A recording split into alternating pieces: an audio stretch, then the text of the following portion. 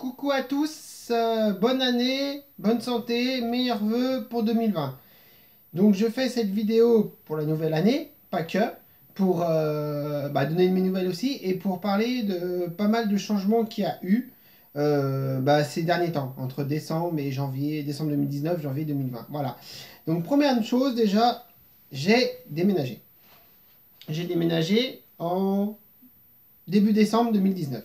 Voilà. Donc ça fait un peu plus d'un mois que je suis dans mon nouvel appartement. J'habitais à Lyon et aujourd'hui je suis sur Villeurbanne. Donc c'est à côté, c'est la ville voisine. Mais comme je travaille sur Lyon ou dans l'agglomération lyonnaise la plupart du temps, donc il fallait que je reste à proximité.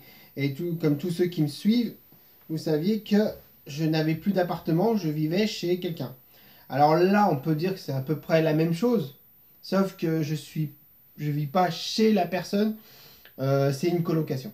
Donc tous les changements, tout- toutes les démarches à faire qui sont quand il y a un changement de situation sont en cours. Certaines, la plupart sont déjà même faites.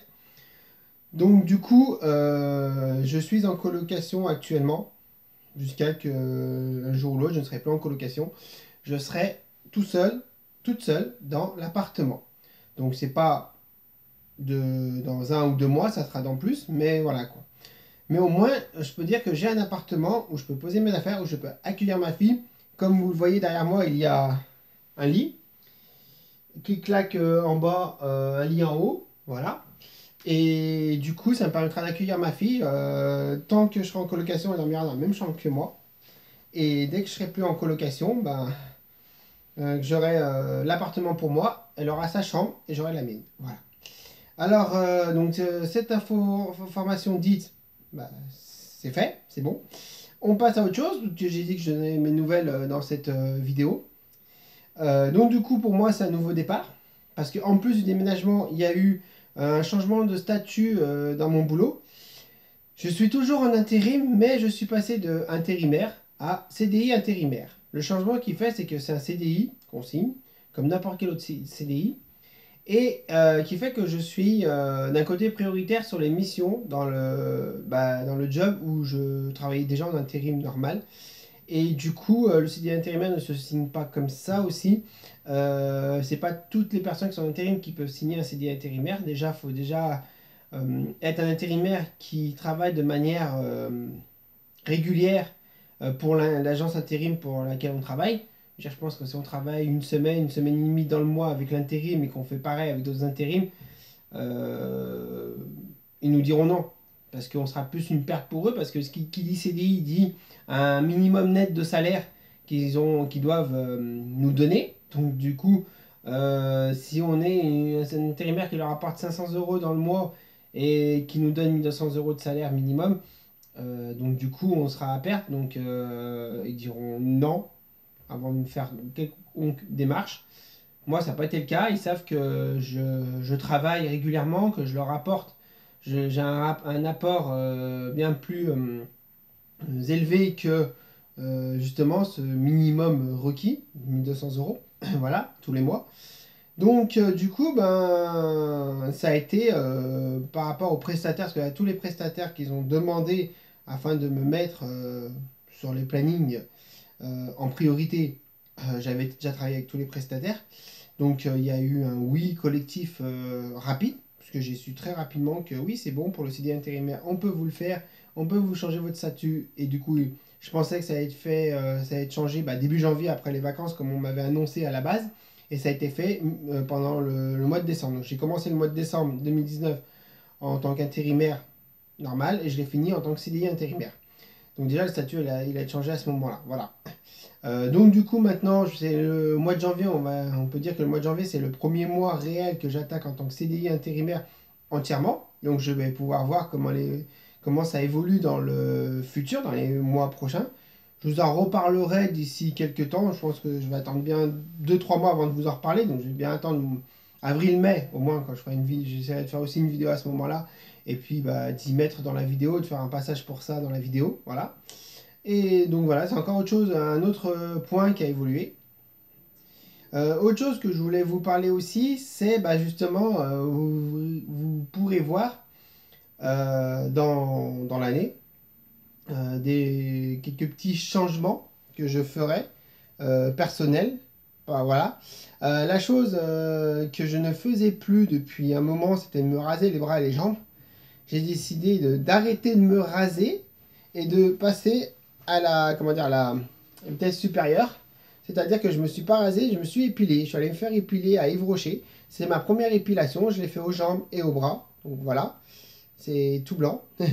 Un peu rouge les bras parce qu'il y a une réaction des bras. Je sais pas si vous le voyez bien. Voilà, vous pouvez le voir.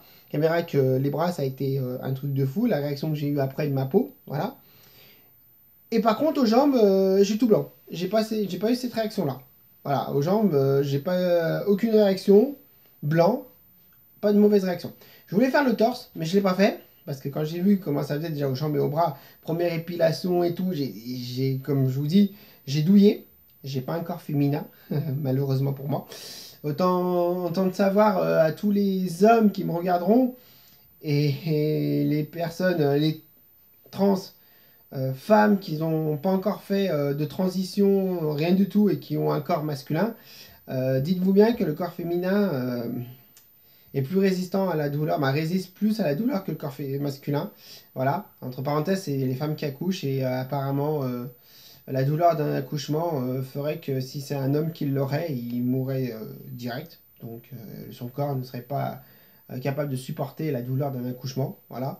Donc du coup, le corps féminin résiste plus que le nôtre, que le corps masculin, je veux dire, voilà. C'est comme ça. On peut pas tout avoir, voilà. Si le corps masculin est plus corpulent, si la testostérone, on dit, permet d'avoir plus de muscles de base que le corps féminin, par contre, ça ne nous permet pas d'être plus résistant à la douleur qu'un corps féminin. Voilà. C'est à tous les machos qui voudraient dire le contraire, libre à eux. Mais comme je dis, d'être macho, c'est tout sauf bien. Voilà. Mais chacun est comme il est. On n'a pas à juger. Voilà. Dernière chose, chose que vous voyez, comme vous voyez depuis tout à l'heure, j'ai essayé de faire la vidéo avec ma couverture, qui est une couverture un peu particulière parce qu'elle a des manches. Je l'ai acheté sur Wish. Alors, je vais parler de Wish aussi. Ça me permettra de faire un peu, entre guillemets, de publicité pour Wish. Mais, comme je dis, beaucoup de gens ont tendance des fois à critiquer certains magasins ou certains sites internet. Il faut savoir que c'est comme de partout. Moi, dans l'ensemble des affaires que j'ai reçues sur Wish, j'ai été heureux. Ben, j'ai été heureux. J'ai été heureuse et j'ai été contente comme ça arrivé. Voilà. Il y a la couverture, j'ai d'autres choses, j'ai vêtements, j'ai encore une commande en cours que j'ai fait il n'y a pas longtemps. Ça met du temps à arriver, certes. Entre 3 semaines, un mois en moyenne, il faut compter. Mais au moins ça arrive. Et puis du coup, dans l'ensemble, on est content du résultat. Pour les vêtements, c'est sûr qu'on ne peut pas avoir la taille devant. On ne sait pas trop si ça taille petit, ça taille grand. On peut se faire avoir, ça c'est sûr, c'est tout le monde. Selon le type de vêtements qu'on prend, c'est un pantalon, une robe, une jupe, enfin voilà quoi, ou un haut, un bas. Et du coup, des fois on dira faut peut-être mieux prendre une ou deux tailles au-dessus, d'autres prendre sa taille normale, parce que là ça va, c'est bon, c'est bien taillé pour ça. Donc c'est difficile, voilà. On n'a pas fait une fois certains types de vêtements, on ne peut pas trop savoir. Si on veut prendre des précautions, on prend moins une taille au-dessus quand c'est des vêtements. Là, c'est une grande couverture qui fait 160 cm de large et 200 cm de long. Elle va vraiment, elle est très grande. Voilà. Comme vous pouvez le voir, elle est vraiment, vraiment, vraiment très grande. Donc, je dors avec. Et bon, derrière aussi, là, à ce niveau-là, il y a une fermeture éclair que je n'ai pas fermée parce qu'elle est... c'est un peu dur. Et puis, le seul problème de cette couverture, c'est la fermeture éclair, justement.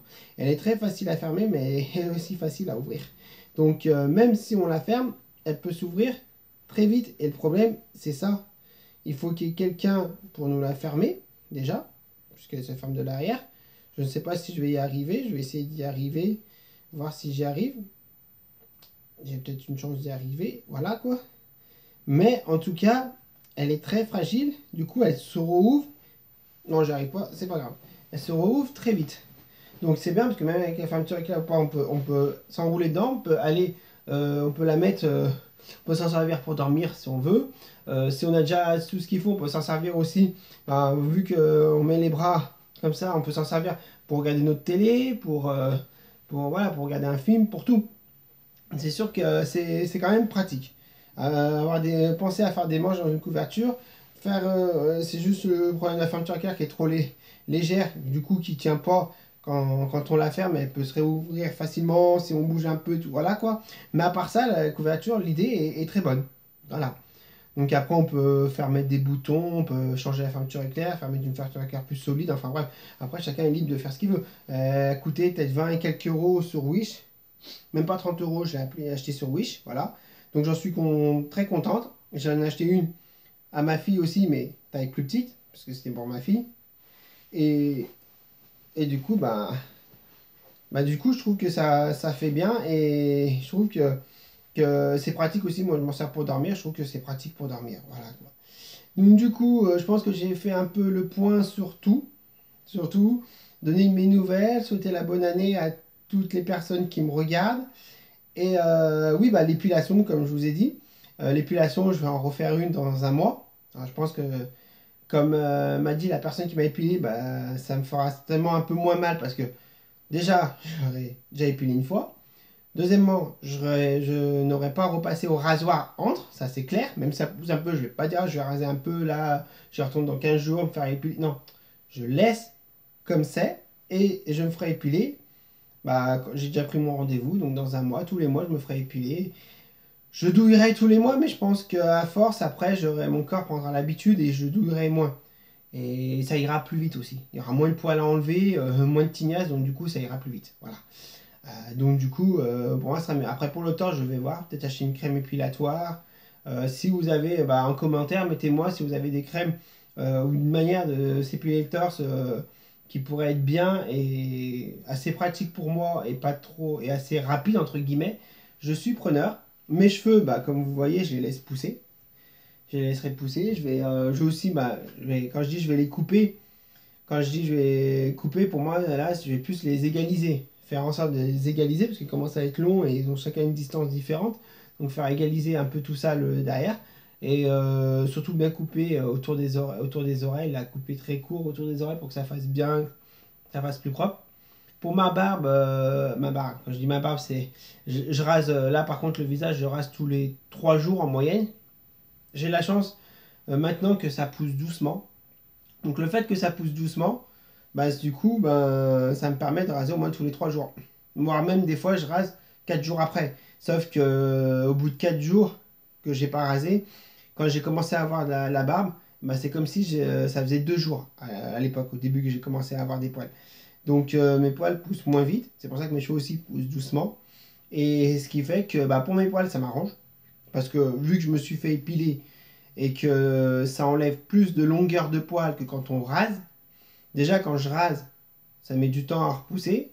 Donc là que ça a été épilé, ça va mettre un peu plus de temps aussi à repousser bien. Donc d'ici un mois, quand je vais retourner me faire épiler, ça sera pas si long que ça, je pense. Ils seront pas si longs que ça, mes poils.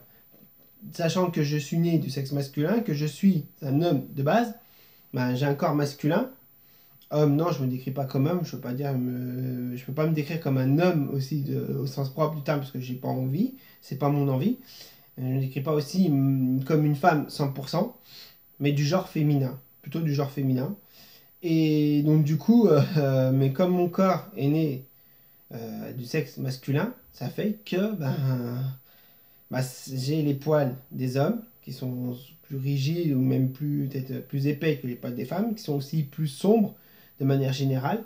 Donc, même si j'ai une chance que ça pousse pas trop vite, on peut pas avoir des chances sur tout. Voilà.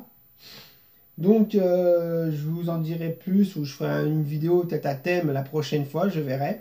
Pour ce qui est mes vlogs, je ne sais pas s'il va y en avoir beaucoup cette année, mais j'essaierai au moins d'en faire au moins un dans l'année et il y en aura peut-être plus que d'un. Ça, peut-être deux, je vais peut-être deux sûrs. Je vous en dirai plus à ma prochaine vidéo. Je vais essayer aussi quand même de faire au moins, sans parler des vlogs, au moins une vidéo tous les mois. Si j'en fais deux, tant mieux, mais au moins une vidéo tous les mois. Et pour vous dire un peu comment j'évolue dans mon nouvel appartement, voilà quoi. Le lit je suis arrivé, le lit, on l'avait pas. Il y avait qu'un lit simple et je pouvais dormir, pardon, que moi. Et le fait d'avoir acheté un lit double, je pourrais accueillir ma fille tranquillement. Voilà, c'était ce que je voulais. J'ai pu le faire assez rapidement. Et du coup, ça me permettra aussi, à chaque fois que je ferai une vidéo, à chaque fois qu'il y aura quelque chose de nouveau, je pense tous les mois, il y aura quand même des choses à dire. Il y aura quelques petites nouveautés que je pourrais rajouter sur mes vidéos à chaque fois. Voilà. Avant de quitter cette vidéo, je voulais parler, je pense que je vais prendre du temps, même si c'est pas beaucoup de temps, même si c'est 1 minute ou 2 minutes, de perdu, je dirais d'un côté, mais voilà, je vais les perdre maintenant et je les perdrai plus dans les prochaines vidéos. Beaucoup de personnes sur YouTube viennent regarder les vidéos, que ce soit les miennes ou de d'autres personnes, voilà, et mettent que des critiques. Quand je dis des critiques, c'est gentil, je dirais limite des insultes.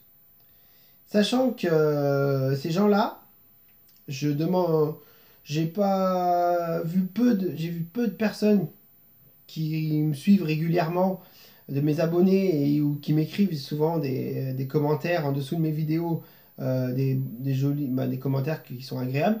J'en ai vu très peu de ces gens-là, du coup, répondre aux provocateurs. Tant mieux.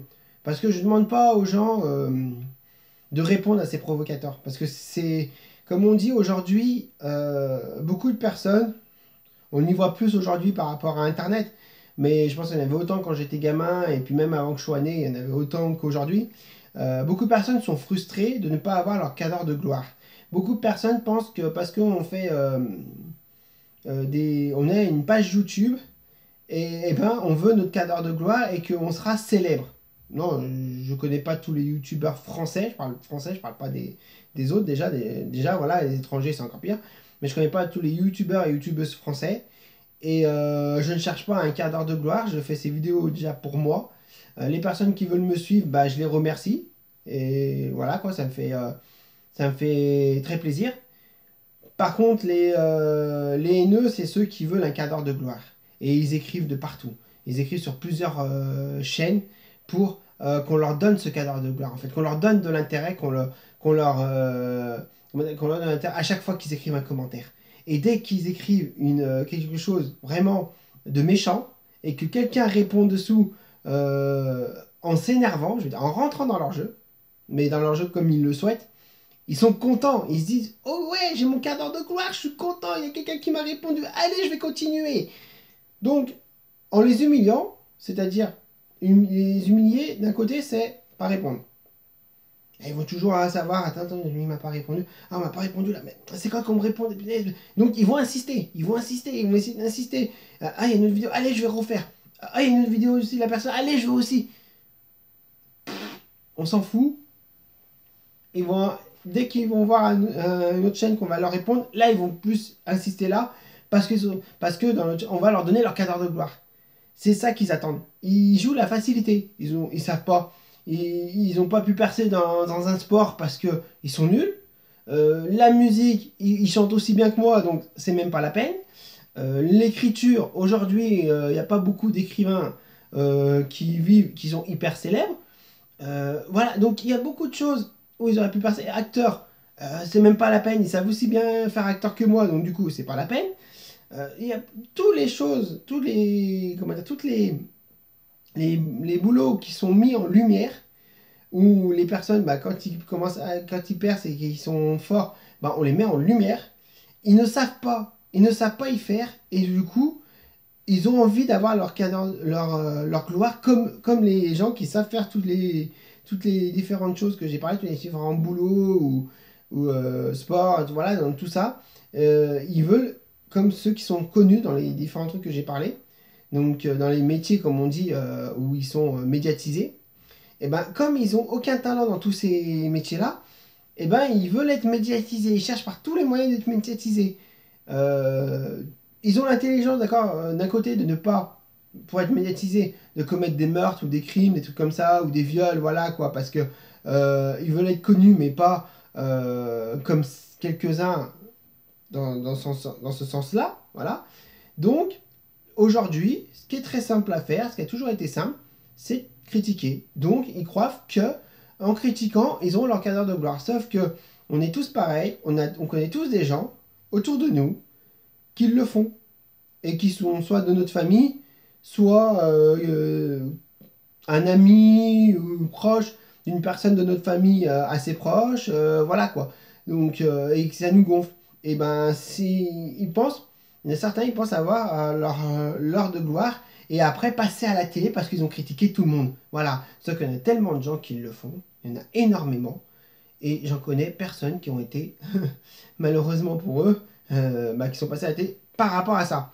Il y en a qui sont connus, qui le font aussi, mais ils ont été connus par rapport à autre chose. Pas par rapport à ça. Parce qu'ils avaient, entre guillemets, on leur trouvait un talent dans quelque chose qui faisait qu'ils pouvaient être médiatisés. Voilà. Ou comme un sportif de haut niveau qui critique tout le temps, qui passe son temps à critiquer aussi les autres, mais qui a eu d'un côté la chance d'avoir un talent dans un sport et d'être connu. Voilà. Mais le fait d'être connu que par la critique, je connais personne. Voilà. Voilà. Donc, n'essayez pas de leur donner de l'intérêt à ces gens-là. Moi, personnellement, je continuerai à faire mes vidéos. Ils ne m'empêcheront pas de faire mes vidéos comme j'ai envie de les faire. Ils peuvent dire ce qu'ils veulent. Maintenant, comme je disais, comme j'ai dit dans ma toute première vidéo que j'ai faite, les critiques, je veux bien les accepter si elles sont constructibles et que ça me permet d'avancer. Les gens qui sont là pour lâcher leur haine et que ça ne permet pas du tout d'avancer, personnellement, je m'en fous complètement. Voilà. Bon, bah, je vais vous laisser et avec ma sublime couverture, je vous dis à la prochaine pour ma prochaine vidéo, certainement le mois prochain, février. Et pour ce retour, je vous dis, comme vous voyez, tout est possible quand on sait qui on est, tout est possible quand on... J'ai perdu la fin de la phrase, mais c'est pas grave. Bonne journée à vous, bonne soirée selon à l'heure que vous voyez la vidéo, et à bientôt, je vous aime.